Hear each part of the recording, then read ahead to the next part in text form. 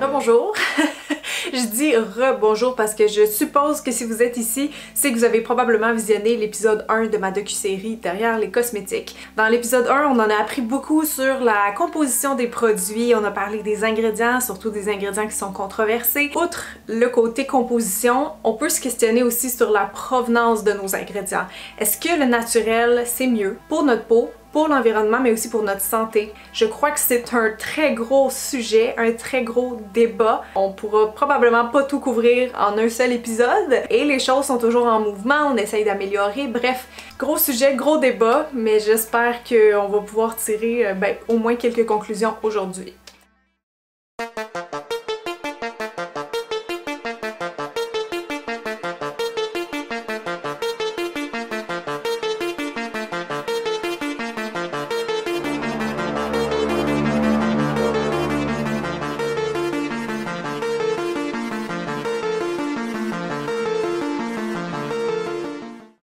Est-ce que je me trompe si je dis que la plupart des consommateurs ont réfléchi peu quant à l'origine des ingrédients? Au Québec, en tout cas, c'est souvent pareil en alimentation. On achète en général plus souvent qu'autrement, de manière quasi spontanée.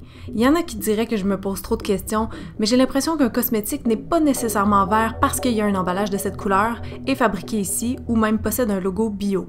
Le cycle de vie total d'un cosmétique, d'après mes recherches, ça a été jusqu'à présent très peu étudié.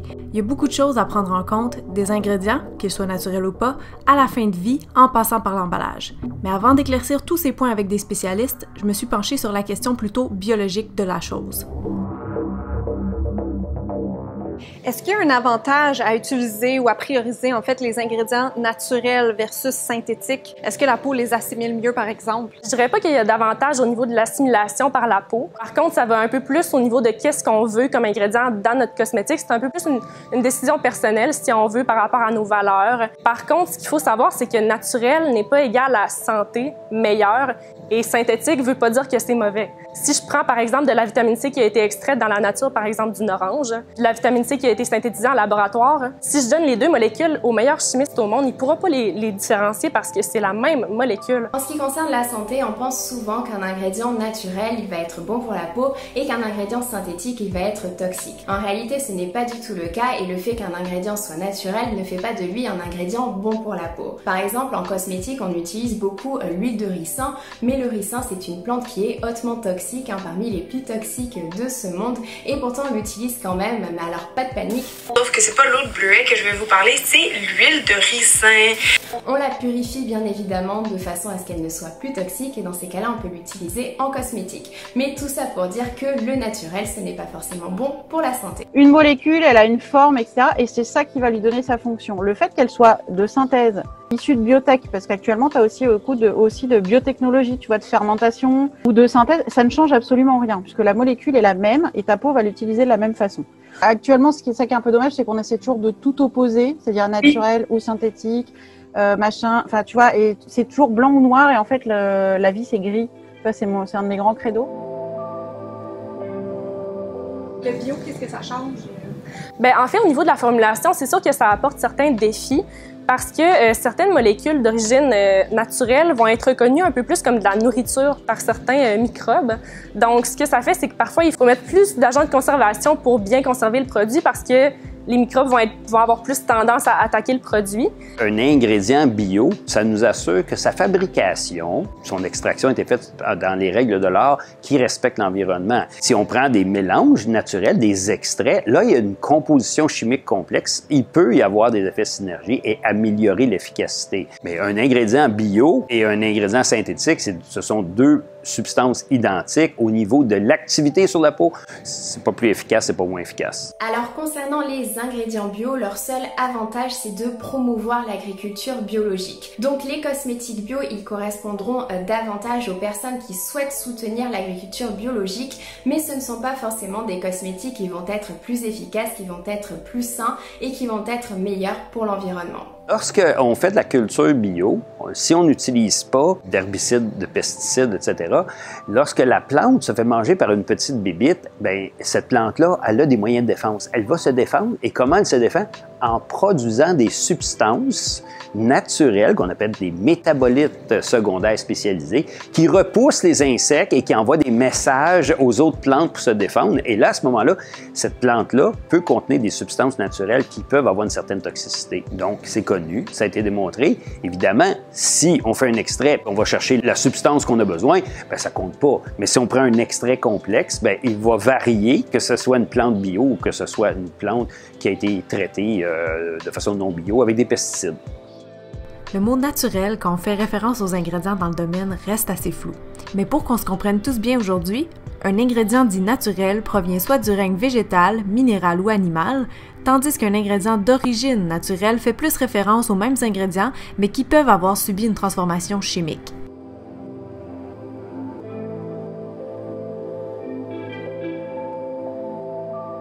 Bon matin! Hey, vous me connaissez, j'aime ça faire des petits sondages. J'en ai fait un hier par rapport aux ingrédients naturels et synthétiques.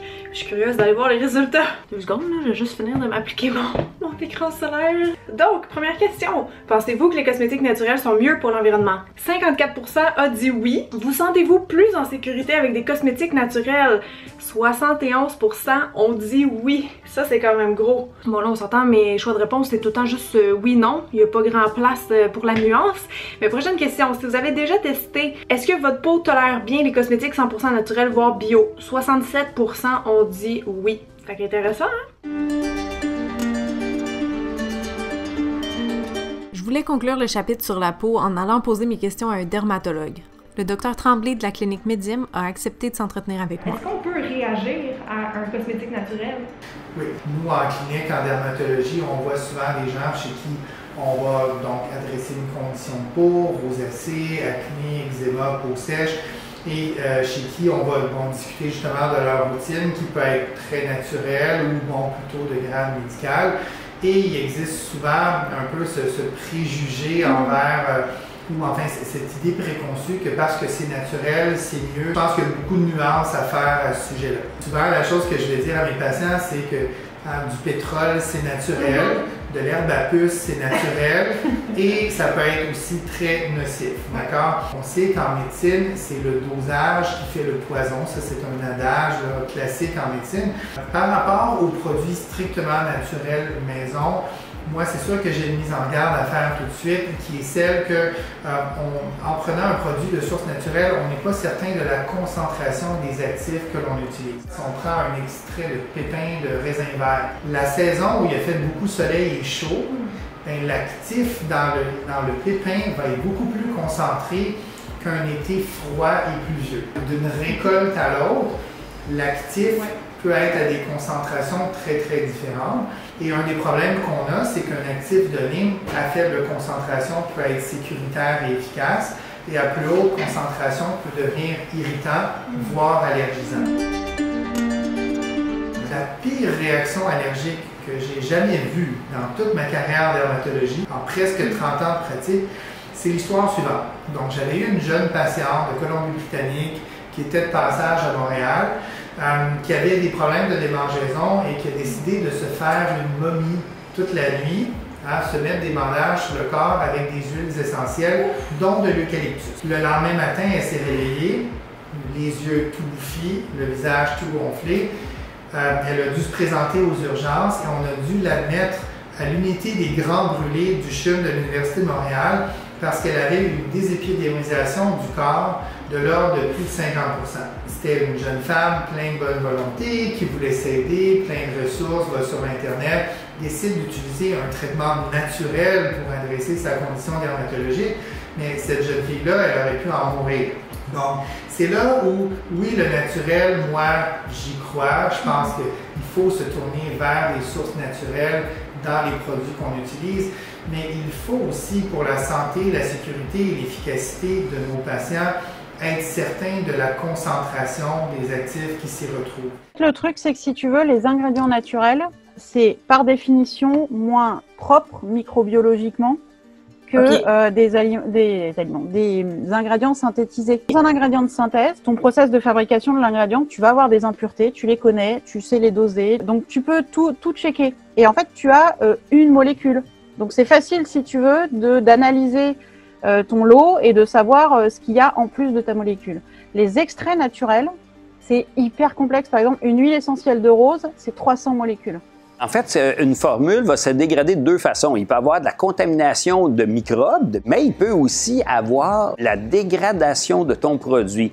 Par exemple, la couleur, l'odeur. OK? Tu rouvres ton produit puis il commence à sentir là, la moufette. Il y a un signe qu'il y a une dégradation, que tes produits, tes matières premières se sont dégradées. Ça rend le produit inutilisable. Personne ne veut se mettre d'en face une crème qui sent la moufette. Il y a des compagnies qui ont été obligées de retirer du marché leurs produits à cause d'un manque d'innocuité. Il faut vraiment faire attention. C'est pas par plaisir que les entreprises mettent des agents de conservation.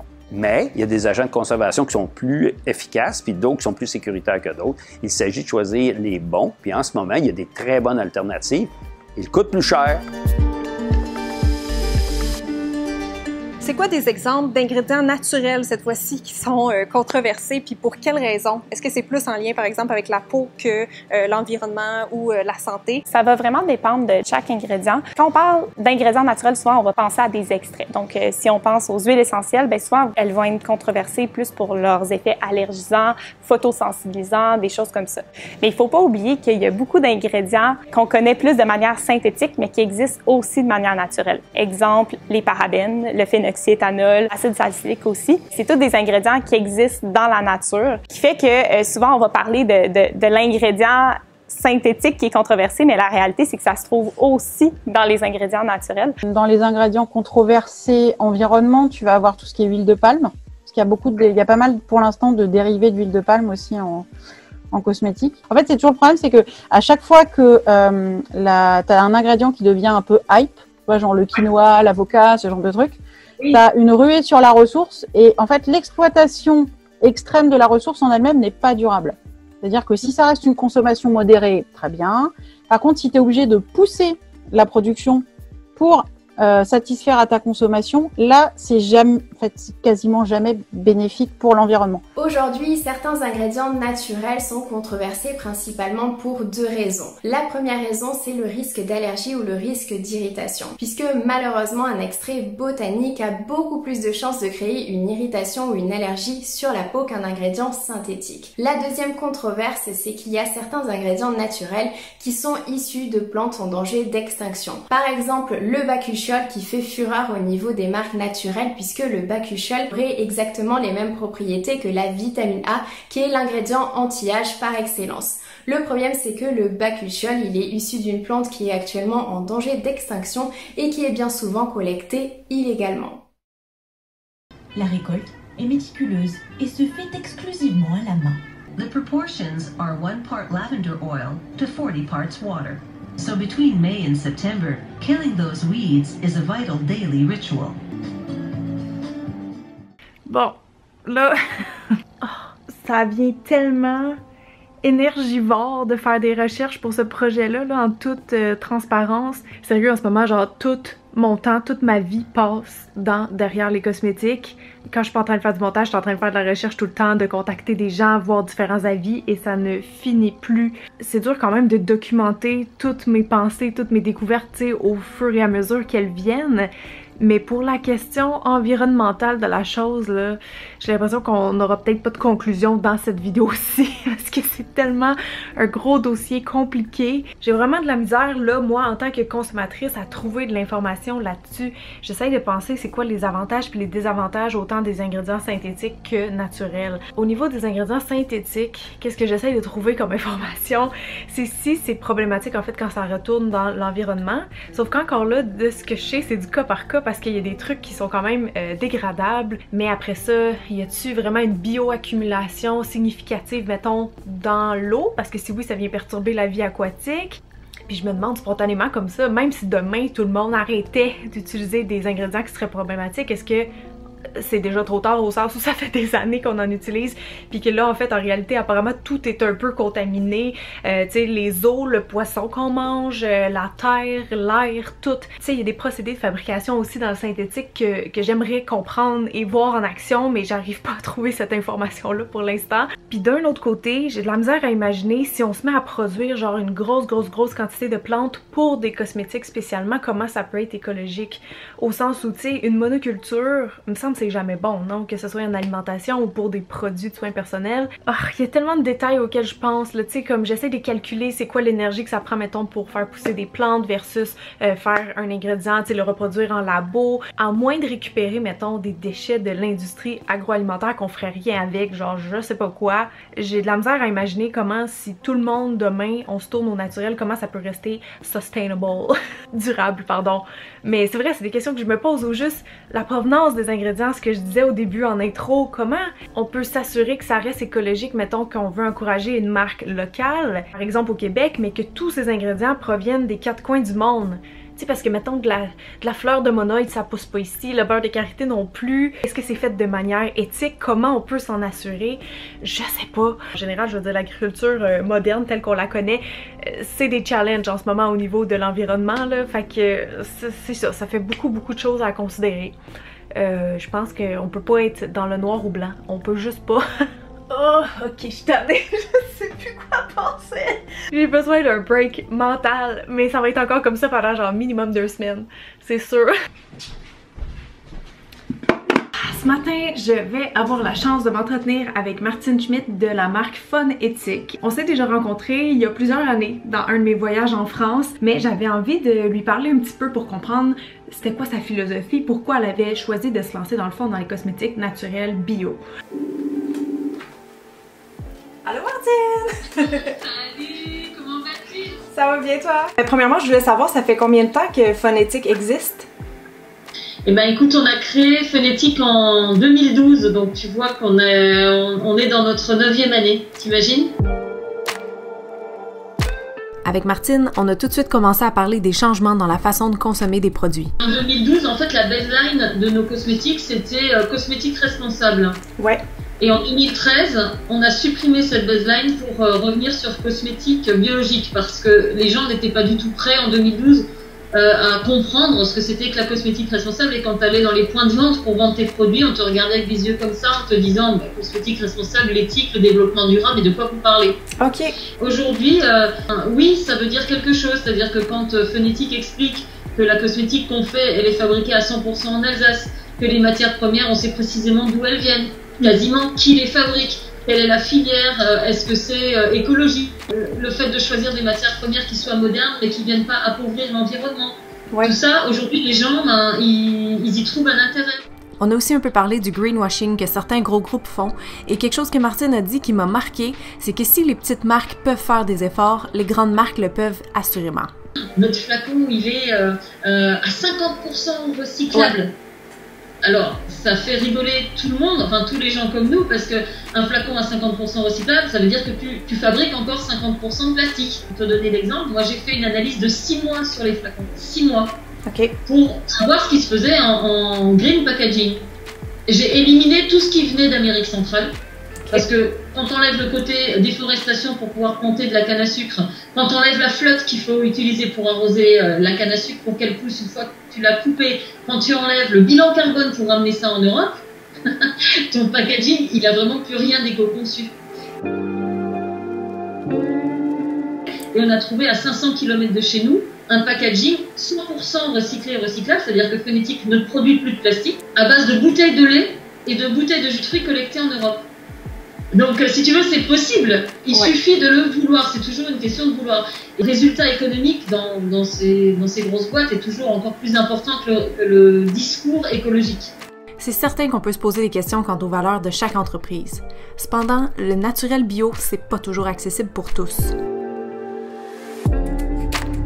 Quand tu as lancé la marque en 2012, c'est quoi qui t'intéressait là-dedans? Est-ce que tu trouvais qu'il y avait un manque sur le marché ou tu voulais juste simplement créer des produits qui étaient parfaits pour toi? Alors c'est un peu des deux. Le manque qu'il y avait sur le marché, c'était des cosmétiques sains, accessibles à tous les budgets. Ouais. Nous, Olaf et moi, si tu veux, on vient de la cosmétique naturelle, mais très chère, et on trouvait ça absolument anormal qu'une maman avec des enfants puisse pas s'acheter pour elle ou pour ses enfants des cosmétiques sains qui craignent rien et qui sont efficaces. Donc ça, c'était notre cheval de bataille de départ. On a ensuite enchaîné avec la slow cosmétique, mouvement dans lequel s'inscrit Phonétique. Martine m'expliquait que cette tendance cosmétique est née du mouvement slow food qui prône une agriculture locale, de saison et raisonnable. Bio, c'est bien, mais finalement, le local, est-ce que c'est pas mieux? Si je prends par exemple des fruits ou des légumes qui sont bio mais qui viennent de l'autre bout du monde, ben, ça fait peut-être moins de sens que de manger des fruits et des légumes de saison qui sont cultivés par un agriculteur à côté. Fondée en 2013 par Julien Caillebec, la slow cosmétique représente aujourd'hui, principalement en Europe, des centaines de marques consciencieuses de bien faire. La charte pour y adhérer reprend plusieurs points des labels biologiques. C'est pour ça que tu parles en fait un petit peu du bio. C'est un sujet controverse si tu veux, parce que pourquoi on a choisi le label EcoCert? On n'a pas choisi... Enfin, alors... Le label, c'est Cosmebio. L'organisme certificateur, c'est EcoCert. Tu connais la différence entre les deux? Non. Tu as EcoCert qui va venir faire l'audit. Et si tu réussis l'audit, tu as droit au label Cosmebio. Et le label Cosmebio, c'est le plus connu en France. Et le label EcoCert, c'est le plus connu à l'international. Donc ça a été notre choix à nous. Quand tu es une toute nouvelle marque que personne ne connaît, il fallait avoir misé sur des valeurs sûres. Martine m'expliquait ici que même en ayant le label Cosmebio, sa marque va au-delà des exigences de la charte. D'ailleurs, chaque an, un représentant d'EcoCert vient vérifier et valider tous ses produits, matières premières, etc. Je lui ai aussi demandé quel était le pourcentage minimum d'ingrédients bio dans un cosmétique pour pouvoir obtenir le logo Cosmebio. Sur les produits rincés comme les gels douche, le minimum de bio, c'est 10%. OK. Sur les produits non rincés comme les crèmes de soins, le minimum de bio, c'est 20%. Puis j'imagine il faut que tu payes pour avoir le logo EcoCert? C'est très cher. C'est pour ça que beaucoup de petites marques se tournent vers Nature et Progrès. Parce que EcoCert est très cher. Tu payes chaque produit, chaque année. Oh! Oh ben, c'était fort intéressant ce petit entretien de voir un petit peu c'est quoi les possibilités ou les limites des fois je pense qu'on pense. Tu sais, il y a beaucoup de préjugés quand même avec le naturel et le bio, puis je trouve que Phonétique sont un bon exemple d'une compagnie qui sont transparentes puis qui réussissent à relever le défi de rendre la cosmétique naturelle bio accessible. La pression de passer au vert, elle se fait sentir partout en ce moment. Les grandes marques emboîtent le pas par différents moyens. Des programmes de récupération comme TerraCycle offrent de récupérer des emballages de cosmétiques habituellement difficiles à recycler, et Guerlain, pour sa part, joue plutôt dans la transparence envers sa clientèle avec le respectcode.org, un outil de traçabilité détaillé.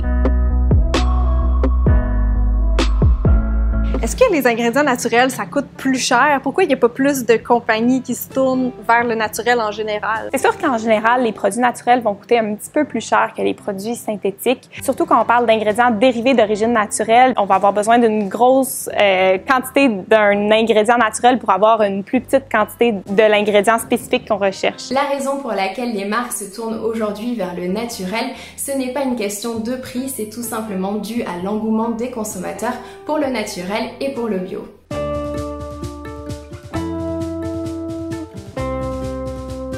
Le naturel coûte plus cher, c'est vrai, mais ce n'est pas ça la raison primaire. La première raison pour utiliser les ingrédients synthétiques, c'est la répétabilité ou la reproductibilité de tes formules. Il n'y a rien de pire que de mettre un produit sur le marché qui ne répond pas aux attentes de la cliente ou du client qui est habitué, qui s'attend à avoir ça. On utilise des ingrédients synthétiques plus faciles, plus reproductibles et par la suite, on peut rajouter des extraits. On peut rajouter des produits naturels qui, lorsqu'ils sont en faible concentration, vont avoir un moins grand impact s'il y a une petite variabilité. Supposons que je lis sur un produit extrait de melon d'eau, est-ce que ça veut dire automatiquement, systématiquement que c'est un extrait naturel ou ça pourrait être synthétique? En fait, la première des choses que je dois mentionner, c'est que s'il est écrit extrait de melon d'eau direct dans la liste d'ingrédients, faut se poser des questions parce que la compagnie n'a pas fait de déclaration à Santé Canada ou elle ne connaît pas la réglementation. Ce qui devrait être écrit, c'est Cucumis Melo Fruit Extract. Donc ça, c'est le vrai nom du melon d'eau en latin, en nom Inki, qui est le nom international.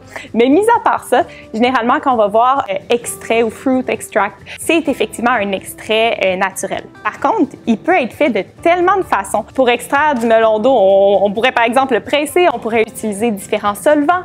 Donc, chaque extrait est différent et va contenir des molécules différentes. Donc, c'est pas parce qu'on a 2 extraits de melon d'eau dans 2 produits différents qui sont exactement le même. En lisant l'étiquette, tu ne peux pas savoir si le produit est d'origine naturelle ou synthétique comme ça. Par contre, les entreprises et les chimistes qui formulent ces produits-là sont très habitués à travailler avec les fournisseurs de matières premières et demandent des certificats d'analyse qui viennent de ça. Donc, il y a une certaine forme quand même d'autorégulation qui se fait comme ça, mais en lisant une étiquette, on ne peut pas, absolument pas savoir si c'est d'origine X, Y ou Z. Hey, il est super tard, mais je peux pas m'arrêter de fouiller sur le sujet. Puis là, je suis tombée sur une vidéo de Lab Muffin que je voulais vous partager brièvement parce que je trouve ça super intéressant. Puis c'est en plein dans le sujet en fait. Sa capsule s'appelle Naturel versus synthétique, donc je vais vous montrer ça. Je vous mettrai le lien en barre d'infos. Elle a une chaîne de vulgarisation scientifique. Je l'ai découverte en fait il y a pas longtemps. Puis vous voyez là, mettons, elle est en train d'expliquer que les poisons les plus toxiques au monde sont naturels. Donc, tu sais, c'est juste pour venir briser, en fait, toutes les... je sais pas si on peut appeler ça des préjugés, vu que c'est positif. Mais en tout cas, ouais, des préjugés qu'on a envers le naturel. En tout cas, je trouvais que sa vidéo rejoignait beaucoup ce que Marie m'a expliqué l'autre jour sur un biais cognitif qu'on a tous, je crois, à différents degrés. Le biais de naturalité, c'est un biais cognitif qui te fait penser, enfin, qui fait penser à la personne lambda que parce que c'est naturel, c'est plus sain, plus sûr et plus durable. Pour vrai, je connaissais pas ça, je pense, le fameux biais de naturalité, mais ça fait réfléchir, ça met les choses un petit peu en perspective aussi, j'ai l'impression. Puis je me rends compte vraiment que moi-même, je l'ai, ce biais, je pense qu'on l'a tout, comme je dis. Tu sais, des fois, quand je me pose des questions existentielles sur la vie, ou tu sais, des affaires de même, des fois, je peux pas m'empêcher, on dirait, de penser à comment c'était avant, à l'origine de toute chose. Donc, je le vois que je l'ai, ce biais-là, puis ça vient m'auto-challenger dans mes recherches, mais c'est correct. The only reason pineapple extract is easier to pronounce is because they didn't put the full ingredients of the pineapple in the ingredients list. Here are some of the proper names for the chemicals in pineapple. Methionine, octadecadienoic acid. Pour ce qui est de la question écolo, je cherche encore pas mal d'infos, puis je me dis que c'est tellement difficile de... Tu sais, quand t'es à la pharmacie puis tu dois acheter un produit rapidement, t'as pas le temps de te poser 100 millions de questions, mais j'espère quand même que la petite capsule qui suit va vous donner quelques pistes. Ce qui est important de savoir avec l'environnement, c'est que c'est 3 composants. Donc, on parle de l'eau, de l'air et des sols. Pour ce qui est des produits naturels, ce qui est bien, c'est de privilégier le biologique parce que les certifications comme EcoCert, par exemple, s'assurent que les cultivateurs utilisent des pesticides qui sont non chimiques. Puis, ils mettent aussi de l'avant le développement durable. On aime bien aussi privilégier les produits qui sont certifiés écologos, comme nos shampoings ou nos savons pour le corps, par exemple. Ça certifie que nos produits sont biodégradables, sans produits toxiques pour la faune et la flore. Pour ce qui est de la provenance, en fait, il faut plutôt regarder la provenance des ingrédients en tant que tels, puisque les ingrédients qui ont été transportés d'outre-mer pour venir ici vont avoir le même impact ou presque qu'un produit déjà fabriqué outre-mer et livré ici.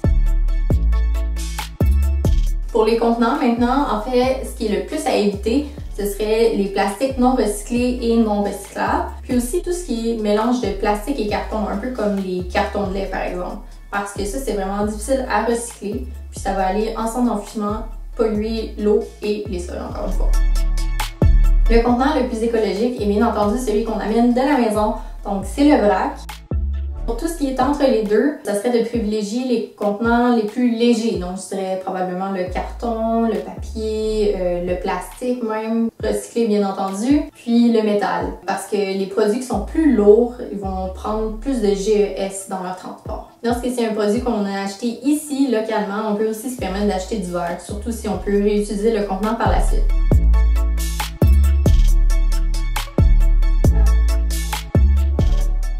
Si quelqu'un veut faire sa part, le côté environnemental dans les cosmétiques, est-ce que c'est plus au niveau du packaging, au niveau de la formule qu'on devrait faire attention ou toutes ces réponses? Ben, en fait, la réponse est une réponse qui n'est pas facile à entendre. Le meilleur geste, en fait, c'est de consommer moins.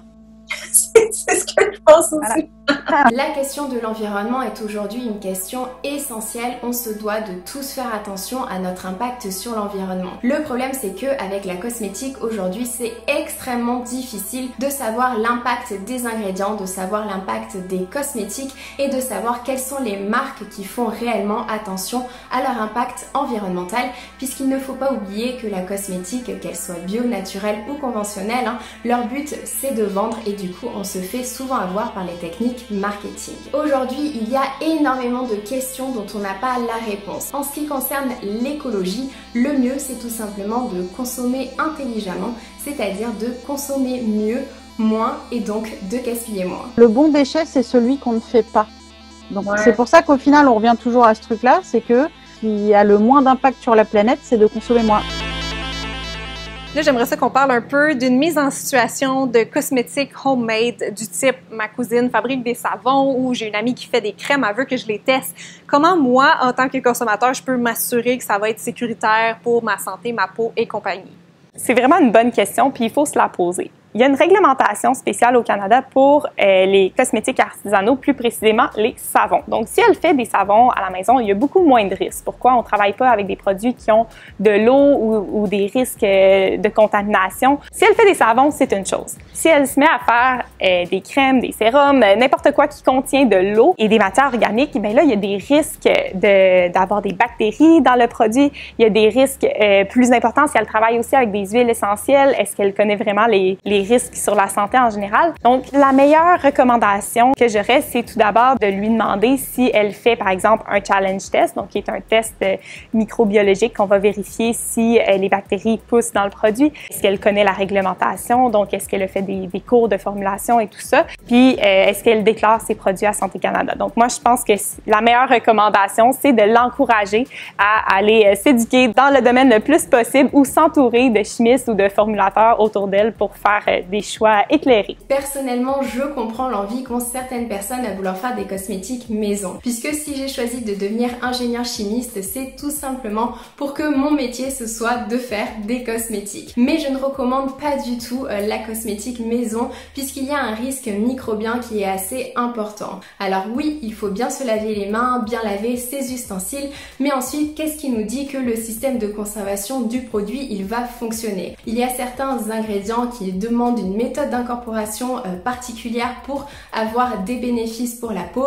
Il y a certains ingrédients qu'on ne met pas à de trop hauts pourcentages pour qu'ils ne soient pas irritants. Donc voilà, il y a plein de paramètres à savoir, donc c'est compliqué de faire ces cosmétiques à la maison. Et en cosmétique do it yourself, on retrouve beaucoup l'utilisation du jus de citron, mais le jus de citron il est vraiment pas bon pour la peau puisqu'il est beaucoup trop acide et en plus il est photosensibilisant, c'est-à-dire que si on se fait un masque au jus de citron et qu'ensuite on va au soleil, c'est la brûlure assurée. Donc il faut faire vraiment attention aux cosmétiques maison. C'est possible, il existe énormément de recettes maison, puis c'est possible de faire des bons produits maison. Le hic, c'est la durabilité puis la répétabilité. En fait, c'est difficile d'assurer l'innocuité. Si on fait des savons, c'est aucun problème. Si c'est une crème à main qui contient de l'eau, souvenez-vous de ça, là, je le dis à tout le monde, où il y a de l'eau, il y a de la vie. Okay? Donc, ça prend des agents de conservation. Ils peuvent être naturels, mais ça prend des agents de conservation. Ça dépend du produit que tu veux faire, ça dépend du produit qu'on t'offre comme ça, mais à toutes les fois que tu as quelque chose, une lotion qui contient de l'eau, où il y a de l'eau, il y a de la vie. Le savon, aucun problème. La dernière fois que je me suis assise ici, il y a à peu près une semaine, c'était pour qu'on se pose la question ensemble, est-ce que le naturel c'est mieux? Et j'en suis là aujourd'hui à ma conclusion, mais sans être capable de vous donner une réponse claire. Ma vraie réponse, personnellement, ça serait « ça dépend ». Et je sais pas pour vous, mais moi-même, ça me frustre comme réponse. Je sais pas pourquoi on aime ça être des fois dans la binarité, l'être humain, pourquoi on tient à se ranger dans des cases absolument. Je sais pas pourquoi, mais c'est vrai que c'est quelque chose qu'on a tendance à faire. Par contre, moi je pense que j'aurais envie de vous dire en concluant que vous n'êtes pas obligé de vous ranger dans une boîte. Si vous voulez prendre vos shampoings 100% naturels mais utiliser des exfoliants dits chimiques pour le visage, vous avez pas le droit. Pour ce qui est de la question écologique maintenant, mon constat actuel en date du 16 avril, c'est qu'on peut pas faire d'amalgame parce qu'il y a juste beaucoup trop de détails à prendre en compte si on regarde le cycle de vie complet des produits mais aussi des packaging, de la provenance et tout ça. Ok, pardon d'interrompre ma conclusion, mais je suis vraiment excitée parce que là je faisais du montage et des recherches simultanément et j'ai trouvé finalement des chiffres, des stats, ce que je cherchais en fait depuis le tout début. C'est une vidéo YouTube, je vais vous laisser là-dessus, ok, c'est 2 minutes mais c'est super intéressant. Ça date d'il y a 5 mois, donc c'est des données qui sont à jour et ça parle de l'impact environnemental des cosmétiques. C'est vraiment intéressant puis c'est exactement le genre d'infos que je cherchais depuis des semaines, alors je vous laisse là-dessus. L'industrie cosmétique n'est pas un acteur majeur dans le changement climatique. Nos estimations qui ont été mises à jour récemment montrent qu'on serait aux alentours de 1% des émissions mondiales. Ce qui fait que ce n'est pas un des plus grands contributeurs, ça reste un acteur non négligeable qui doit lui aussi opérer le changement. Ce qui est intéressant, c'est que environ 40% de cette empreinte carbone du secteur est focalisée chez le consommateur, c'est-à-dire c'est nous tous qui, au moment de prendre notre douche et de rincer le shampoing ou le gel douche avec de l'eau chaude, l'énergie nécessaire à ce chauffage va représenter ce 40%.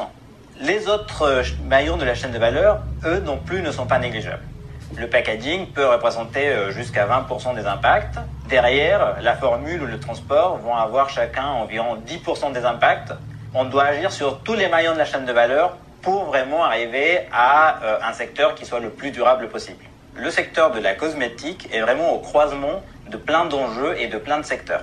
Le secteur dépend de l'agroécologie, dépend de la chimie, de l'énergie, du transport, du secteur de gestion des déchets, ce qui fait que le secteur doit faire attention à toutes ces problématiques, doit les intégrer dans les réflexions pour assurer sa résilience, pour assurer qu'il aura toujours le droit de fonctionner. Et l'enjeu de l'eau sera très probablement un enjeu majeur aussi pour l'industrie. C'est un secteur qui consomme de l'eau par l'usage, mais qui consomme aussi de l'eau pour faire du packaging et qui consomme de l'eau dans la formule. Une grosse partie des ingrédients cosmétiques sont des ingrédients issus de l'agriculture et donc potentiellement irrigués. Et tout ça va avoir des effets sur la disponibilité de la ressource hydrique et la concurrence sera de plus en plus importante. Bref, en tout cas, il faut agir sur chaque maillon de la chaîne de valeur et réduire l'impact pour le ramener dans les limites planétaires.